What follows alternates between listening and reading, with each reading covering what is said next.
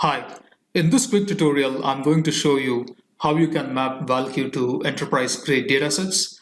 Specifically, we'll be focusing on how to map the individual nodes in ValQ to dimensions that come in the form of key value or an ID-Desc pair.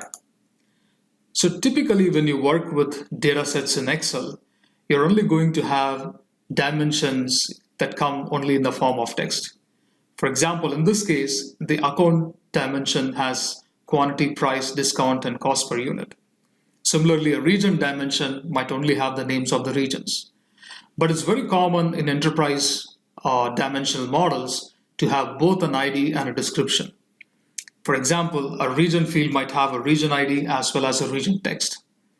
And when you have a data set like this, you can do the mapping in several ways in ValQ.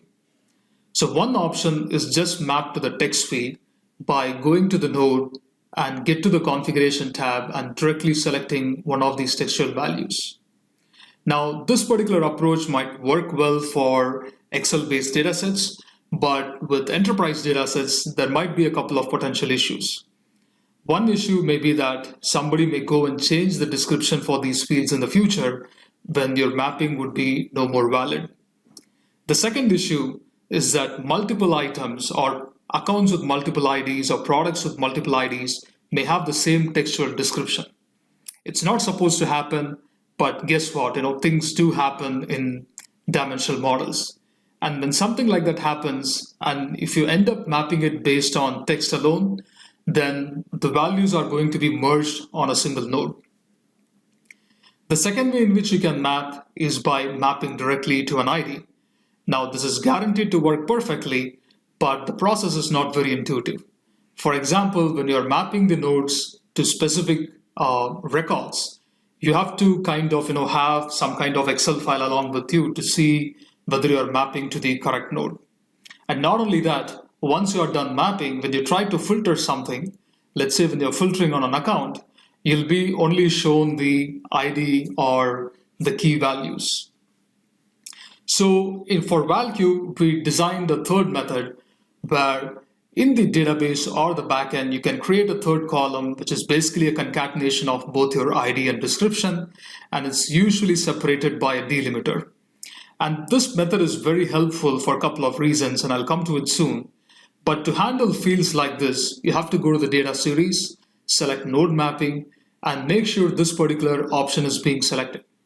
So this says automatic mapping based on key text paired field value. And this is equipped to handle fields like this. And make sure you give a node ID separator that you're using in the dataset.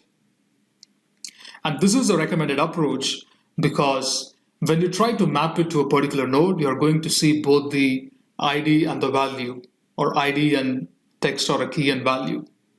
And once you're done selecting something, the mapping is still going to be based on the ID. And where this approach helps is that even when you try to filter something, you'll be able to see both the key as well as the text so that the process is very intuitive. And in the case of somebody going and changing the description for a particular master data, the mapping is still going to remain valid here because we are in essence mapping based on the ID. Now let me show you a couple of demos, but I'm going to run these demos based on key value pairs in Excel files, but this is guaranteed to work irrespective of whichever database or data warehouse that you connect to. So let me show you the Excel file first. So I have a similar data set here where I have an account ID and description, and then I've created a combo field that includes both the ID and the text or description. Now I have it in a cross-tab format, and I also have the same data set in columnar format. And the beauty is this approach works for both types of source data. Now let me go to my Power BI desktop. Now first, let's go and take a look at the cross-tab format data. So I have the 24 months of the measures, 12 months for forecast and 12 months for budget. And if you go to the data series and go to node mapping, I've gone and enabled this mapping. I've made sure this is present. So let me come back. Now you'll see that even though I have an ID and description field, I've only mapped the node text field against the category. And in the filtering section, you will see that the specific values of node text are. And finally, when I go to a specific node, let's say quantity here, now under configuration, you will see that it's still being mapped to the ID, but when I need to enter it, you will see that it's going to show me both the ID and the text. So now when I select quantity and then make it selected, it's only going to retain the ID field. Now you know that it's a cross-tab format because there are only one record for each type. So similarly, when I consume the columnar dataset, now let me move up a little bit. So you can see that this is consuming the columnar dataset where I have the forecast and the budget in two values in two columns. And I also have the time period and the node text. And you can see the values for the node text here. And you see that there are 12 records for quantity, 12 records for price, and 12 records for discount and cost per unit and so forth. And when I go here, the mapping method remains the same. So I just go and type in one particular key. I just select quantity here and only the ID is retained.